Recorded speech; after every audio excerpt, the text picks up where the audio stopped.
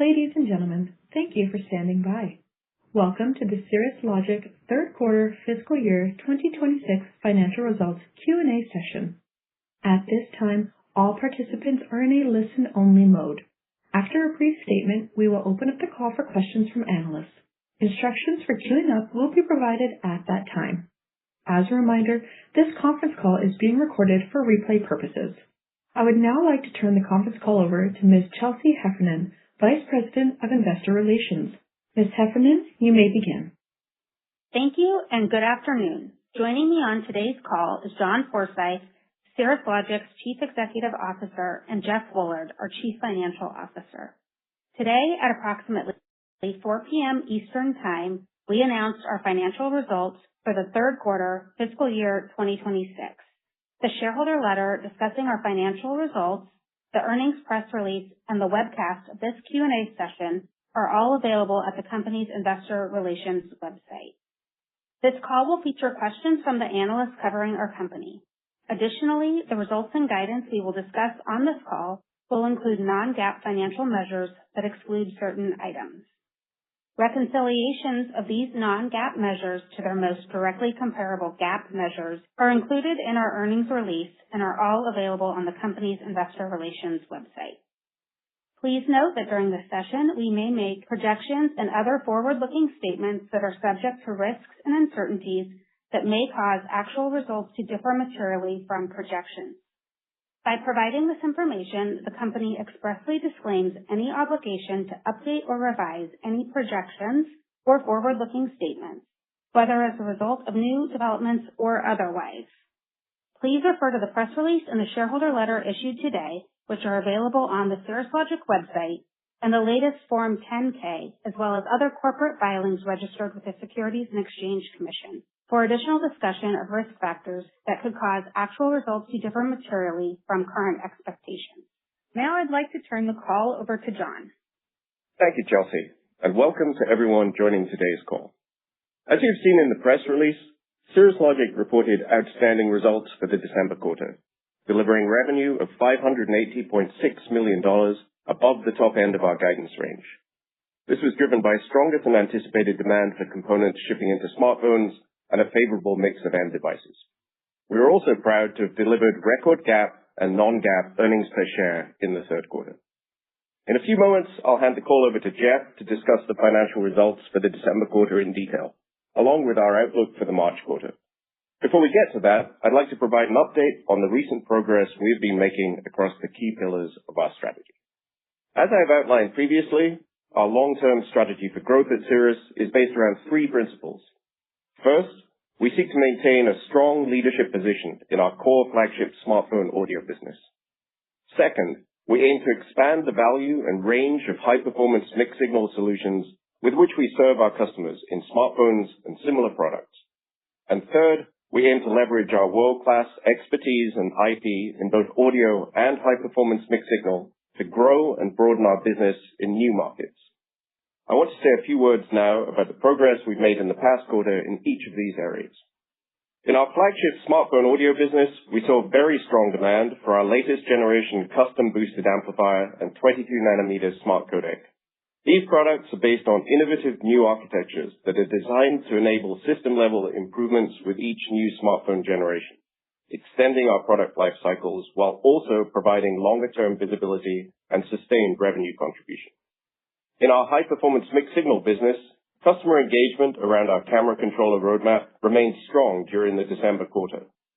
We are actively developing next-generation camera products that will deliver enhanced features, improved performance, and greater system efficiency, and we are excited about the opportunities in this space for the future. We also continue to invest R&D dollars in IP and capabilities around advanced battery and power applications, where we believe there is both opportunity to enhance existing content and grow content further. Across a range of areas, we see considerable opportunity to expand our value in smartphones with HPMS solutions, and believe this will be an important driver for shareholder value creation in the coming years. Our third strategic priority is to leverage our audio and high-performance mixed-signal expertise into new applications and markets outside of smartphones. We've made great progress here, particularly in PCs, where we continued to build momentum. Our progress in the December quarter included ramping the first shipments of our latest generation amplifier and codec in mainstream PC platforms ahead of new customer product launches. An important milestone as we focus on expanding our footprint in higher volume mainstream PCs and capturing a larger share of our serviceable addressable market. During the quarter, we also sampled a new component designed to enable and enhance the use of voice as an interface for future AI-enabled PCs. And we were pleased to see strong interest in this product from several leading OEMs and PC platform vendors. Finally, we were excited to see multiple new customer products introduced at the Consumer Electronics Show in January that use a variety of our amplifiers, codecs, and haptic drivers. These product launches included our first win with a new customer in their high-end laptop platform that features up to 6 Cirrus Logic amplifiers and our latest generation codec, setting a new standard for the audio experiences end users can expect from PCs. While we are very pleased with our achievements in PCs, the company also continued to gain momentum in other applications within our general market business. A growing number of our new general market components span the professional audio, automotive, industrial, and imaging end markets. Leveraging our world-class IP, these products typically enjoy long product life cycles and gross margins that are well above our corporate average, and hence act as a strong complement to the rest of our business. In the December quarter, we began sampling a new prosumer audio product family that will expand our addressable market by delivering solutions that span additional tiers and categories of products. This builds upon our portfolio of class-leading components that already service many of these markets today, particularly in professional audio and prosumer applications. Further, we also announced a new series of automotive haptic components that are designed to consistently deliver a range of tactile responses in real time for applications across a wide range of in-cabin interfaces. Although we are in the early stages of participation in the automotive haptic market, we believe this represents an important growth opportunity for Cirrus Logic. In summary, we are proud of our progress this past quarter as we continue to execute on our strategy to diversify our product portfolio and drive growth in new applications and markets. And that concludes the latest update on our long-term growth strategy. So let me now turn the call over to Jeff to provide an overview of our financial results as well as the outlook. Thank you, John. Good afternoon, everyone. I'll now walk through our Q3 financial results and provide guidance for Q4. In Q3 fiscal 2026, we delivered revenue of $580.6 million, which was above the top end of our guidance range, driven by demand for components shipping into smartphones and a favorable mix of end devices. On a sequential basis, revenue was up 4% due to higher smartphone unit volumes, partially offset by a decline in general market sales. On a year-over-year basis, sales were also up 4%, primarily driven by higher smartphone unit volumes. This was partially offset by previously anticipated pricing reductions and lower general market sales. Turning to gross profit and gross margin. Non-GAAP gross profit in the December quarter was $308.2 million, and non-GAAP gross margin was 53.1%. On a sequential basis, the 60 basis point increase in gross margin reflects the benefit of a reduction in inventory reserves and, to a lesser extent, supply chain efficiencies. On a year-over-year basis, the 50 basis point decrease in gross margin was largely due to the impact of previously anticipated pricing reductions, which were mostly offset by cost reductions. Now I'll turn to operating expenses. Our non-GAAP operating expense for the third quarter was $133 million. On a sequential basis, OpEx was up $5.3 million, primarily due to higher employee-related expenses. This was partially offset by lower product development costs, largely associated with the timing of tape-outs. On a year-over-year basis, operating expense was up $3.8 million, primarily due to higher employee-related expenses and, to a lesser extent, professional expenses. This was partially offset by a decrease in product development costs associated with lower wafer and tape-out expenses. Non-GAAP operating income for the quarter was $175.1 million, or 30.2% of revenue. Turning now to taxes.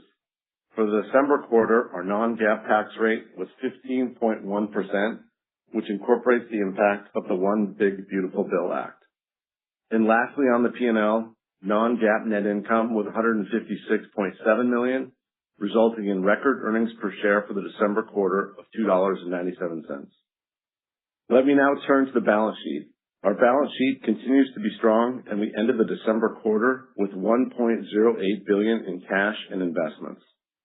Our ending cash and investments balance was up $185.9 million from the prior quarter as cash generated from operations was partially offset by share repurchases. We continue to have no debt outstanding. Inventory at the end of the third quarter was $189.5 million, down from $236.4 million in the prior quarter.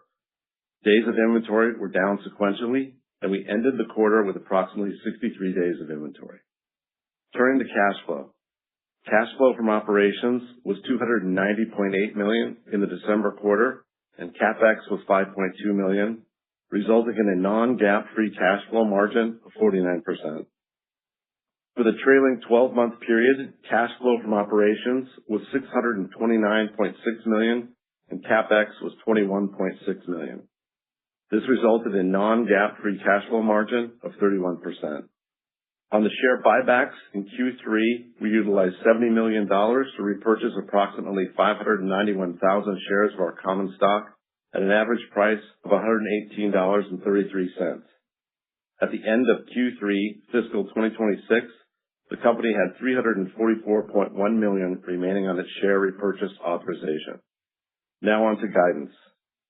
For Q4 fiscal 2026, we expect revenue in the range of $410 to $470 million. GAAP gross margin is expected to range from 51 to 53%. Non-GAAP operating expense is expected to range from $124 to $130 million. The fiscal year 2026 non-GAAP effective tax rate is expected to range from 16 to 18%. In closing, we delivered strong results for the December quarter. We remain focused on executing our strategy to drive long-term growth across our business and deliver shareholder value. Before we begin the Q&A, I would like to note that while we understand there is intense interest related to our largest customer, in accordance with Cirrus Logic company policy, we will not discuss specifics about our business relationship. With that, let me turn the call over to Chelsea to start the Q&A session. Thanks, Jeff. We will now start the Q&A portion of our earnings call. Please limit yourself to a single question and one follow-up. Operator, we are now ready to take questions. If you would like to ask a question, please press star 1 on your telephone keypad. To withdraw your question, please press star 1 again.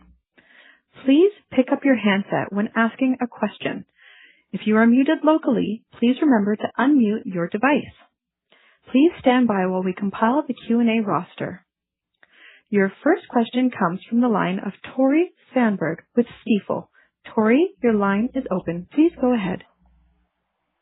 Yes, thank you. Congrats on the record earnings and especially those impressive cash flows. First question is, you came in $50 million higher for this quarter. You're guiding quite a bit better than seasonal for the March quarter. So I was hoping you could just add a little bit more color on what's going on. I mean, I understand obviously your largest customer and the higher mix, but any more color you could share with us because those are pretty big beats. Yeah, sorry, it's Jeff. I think from a seasonality perspective, it does still look like from Q3 to Q4, in the range of where we've been historically, transitioning between those two quarters. I think the color commentary is really, while the seasonal shape is the same, we just were further away from the peak than we thought when we gave guidance last quarter. So I think the peak of units and a favorable mix is really the story there. It really is just we just didn't call the peak and we were a little further away from the top than we thought. Sounds good. And as my follow-up for you, John, you mentioned some interest in the voice as an interface for AI. I mean, I assume that's primarily in the notebook market, but perhaps there's some interest in other applications as well. And when should we expect the company to start seeing revenues from a technology like that? Thanks. Yeah, thanks, Tore. In the first instance, yes, I was referring to, in particular, a product that we've been sampling to PC OEMs, which is focused on really significantly enhancing the voice interface for interaction with conversational agents and AI through their laptops. So that's something that today is obviously pretty limited. We believe we can bring a lot in terms of new features and performance improvements to that. We started sampling the first product targeting the PC market, which is aiming to do that to customers, and the interest has been really strong. That obviously gives us the opportunity to grow the value of some of the products that we ship into the PC space. Specifically, when you look at that voice product, it's a codec with a lot of smart voice features and processing capability on it. That could represent anywhere up to something of the order of double the value of the preceding generation of codec when you look at it from an ASP perspective. It also has the potential, I think, to be just stickier and obviously have a direct impact on the user experience. So we're excited about that in the PC space. Us sampling it right now means that that's really going to be something that we see in calendar 27 and 28. It's obviously part of a roadmap of products that we're working on and looking at around that area.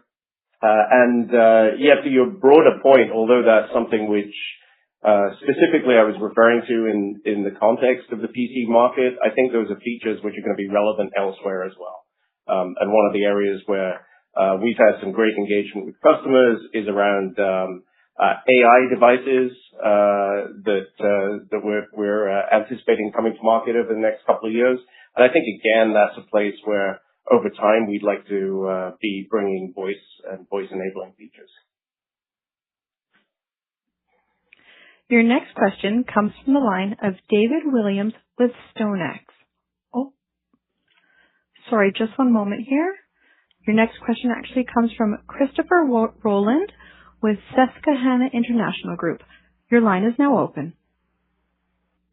Hi, thanks for taking my question. This is Dylan Olivier on for Chris. Congrats on the great result.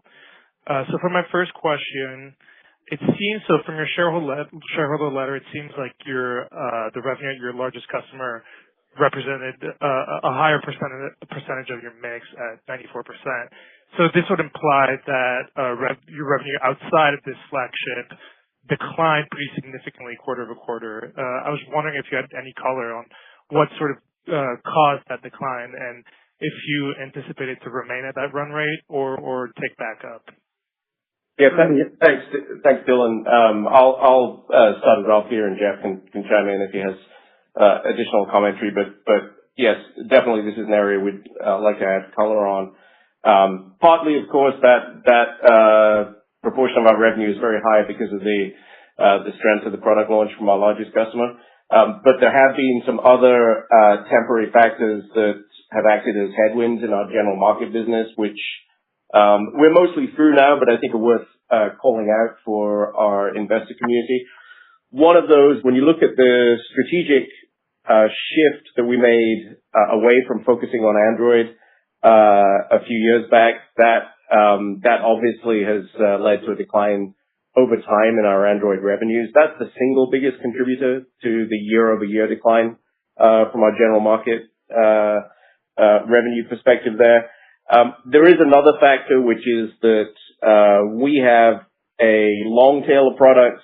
There's a rather large number of products which address automotive, industrial, prosumer, imaging segments where the products themselves are 10 plus years old, and typically based on old process nodes, in many cases in facilities which are no longer going to be functioning. So a number of those have been coming to their end of life, which resulted in customers ordering ahead, giving us some sales momentum, but ultimately that gets unwound as those products are end of life.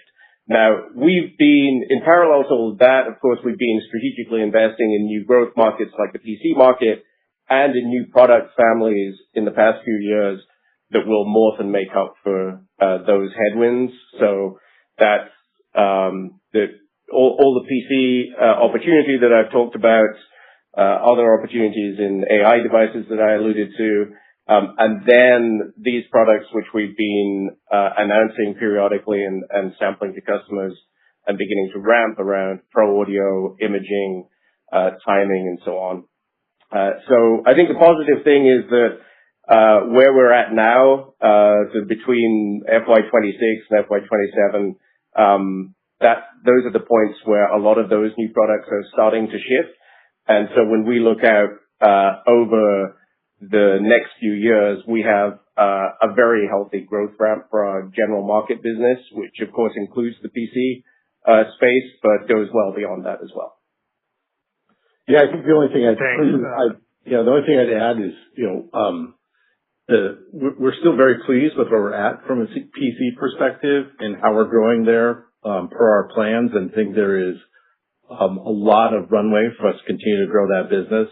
And the product that we've refreshed that John mentioned, while early, we're very pleased with the customer traction we're getting and the design wins we're getting, and think, again, there's a lot of room to grow there. And it's just against those headwinds, but we're very pleased with the progress in those segments. Yeah, thanks. That's helpful. And that's actually a nice segue for my next question, because I wanted to pivot to the PC opportunity. So first of all, I mean, you addressed it a little bit, but I was wondering if you had any color on how you're tracking to what you've previously said for your revenue opportunity in PCs in fiscal 26, and to see if you had any expectations for fiscal 27. Yeah, I think it's a little early to put something on the scoreboard for fiscal 27, and we'll see how the next quarter goes. But I previously said that we expected PC revenue in fiscal 26 to roughly double from the low tens of millions that we saw in fiscal 25. I think that continues to be our ballpark expectation there. I think we'll exit the fiscal year with very good growth momentum into fiscal 27. So I don't want to put a number on that yet, but we're feeling very good about the momentum that we've got across the customer base there. And that's really, that optimism is driven by what we see when we look at key indicators around the PC space. So firstly, we're shipping with the top 6 PC vendors at this point, or laptop vendors, I should say. And then we also look at penetration of the mainstream category or mainstream tier. I've highlighted that as being important. In fiscal 27, we expect that the revenue driven by mainstream platforms will roughly double for us. That'll be a very significant proportion of the overall revenue that we see from this PC space. And then another indicator that is a really good kind of leading indicator for our market penetration, I think, is the adoption of the SDCA interface, the SoundWire Device Class Audio. Because coming into this year, SDCA represented only about 15 to 20% of the overall PC market. By the end of this calendar year, we expect that to be closer to 50%, and that will continue to increase. And in those SDCA slots, we've been winning to date somewhere of the order of 75% of the sockets. So certainly, even if that figure gets diluted a bit as it goes more across the portfolio, it indicates how well positioned we are to take advantage of the SDCA opportunity. So we see that transition underway now at scale, and that's also visible in the sheer number of programs that we're active in the PC space. If you look back to fiscal 25, we had 19 SDCA programs that came to market. In fiscal 27, there'll be over 60. So when we look across those indicators and the momentum that we're exiting the fiscal year with, we feel really good about the opportunity and what's ahead of us there. Your next question comes from the line of David Williams with StoneX. Your line is open. Please go ahead. Hey, good afternoon, and congrats on the really solid results here. And I guess maybe first, just kind of thinking about the guidance where you guys are. Are you seeing any major supply constraints that could have impacted either the quarter or the outlook? We don't currently see any supply constraints. I think things are tighter in the industry, and so we'll continue to manage that. We do have the benefits. A lot of our products are, have a fairly long life. So if we need to shuffle things around to make sure we can manage that capacity on both sides, we're able to do that. But right now, there's no constraints. Okay, great. And then maybe a little bit longer term, but just thinking about the automotive opportunity, it sounds like the zonal architectures and just the increased haptics maybe in the in-cabin would be a big opportunity. Is there a way to kind of think about when you could start seeing the revenue, real contribution from that? And then how do you think that market plays out over the next 2 to 3 years in terms of dollar content for Cirrus? Thanks. One of the things you're alluding to there, I think, is that during the quarter we announced a family of haptic products that deliver high-definition haptics experiences for automotive. So that's part of a range of products that are either in development or announced or sampling to customers for the automotive space, covering timing, audio, haptics, telematics, and some other areas where we believe we can innovate and really bring some highly differentiated solutions to market. I haven't put a time frame or a revenue target for us out there publicly yet in the automotive market, but I'd say a couple of things. One is that we think there's a really healthy SAM when you look across those areas that I talked about. We're in 26 today. If you look out to 29, we think the SAM is for our products is certainly north of $800 million. And the other thing I'd say is just a general philosophical and strategic point about how we approach going after new markets.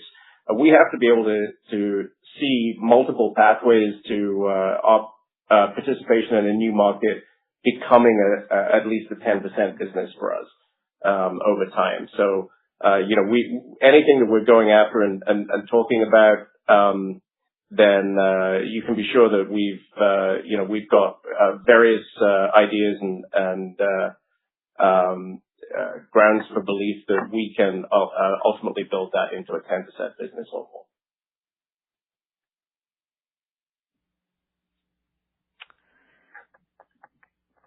A reminder, if you would like to ask a question, please press star 1 on your telephone keypad. To withdraw your question, please press star 1 again. Please pick up your handset when asking a question. If you are muted locally, please remember to unmute your device. Your next question comes from the line of Gary Mobley with Loop Capital. Your line is open. Please go ahead. Hey, thank you. This is Alec on for Gary. My question for you is, how should we think about your seasonality in fiscal 27, given your biggest customer staggered product launch across the high end and low end of the models? Well, we're only giving guidance for the next quarter, but at this point in time, when we look at the long-term forecast signals we have, we don't see anything that significantly changes our historic seasonality. Got it. Thank you for that. And just as a quick follow-up, how do you view the rising cost of your largest customer, and how does that influence negotiations? How does that influence component pricing negotiations for you? I'm gonna assume you're referring to the much talked about increase in memory pricing there, and what the knock-on effect might be for us. I think it comes down to this. Look, I've highlighted previously that we've been in a normalized pricing environment for some time now. So that means, we've been working collaboratively with our customers on pricing over the past several quarters, and we'll continue to do so. That's really a standard part of our business. Actually, on a year-over-year basis, as you've seen in the shareholder letter, the 50 basis points that gross margin contracted by was largely due to pricing reductions, anticipated pricing reductions, which were obviously greater than that, but we have to work very hard to offset those pricing reductions with cost reductions and efficiencies in our supply chain and so on. I guess I'd also we're very much in the kind of normal pricing environment where I would say some of our larger customers are not exactly known for being gentle in pricing negotiations, no matter what's happening with commodity prices. So this is very much business as usual for us. I think over time, as we look forward, we anticipate we'll see further pricing adjustments to our products. We'll continue to work on the supply chain to drive cost improvements that will help maintain gross margin, and the effects of that will continue to be reflected in our guidance as they have been today. There are no further questions at this time. I will now turn the call back to Chelsea Heffernan. Thank you, operator. With that, we will end the Q&A session, and I will now turn the call back to John for his final remarks. Thank you, Chelsea. In summary, Cirrus Logic delivered outstanding results for the December quarter, driven by strong demand for smartphones. We're extremely pleased with our progress on each pillar of our long-term strategy and remain focused on executing our technology roadmap to drive profitable growth across our business and to deliver long-term shareholder value. I'd like to thank everyone for participating today. Thank you.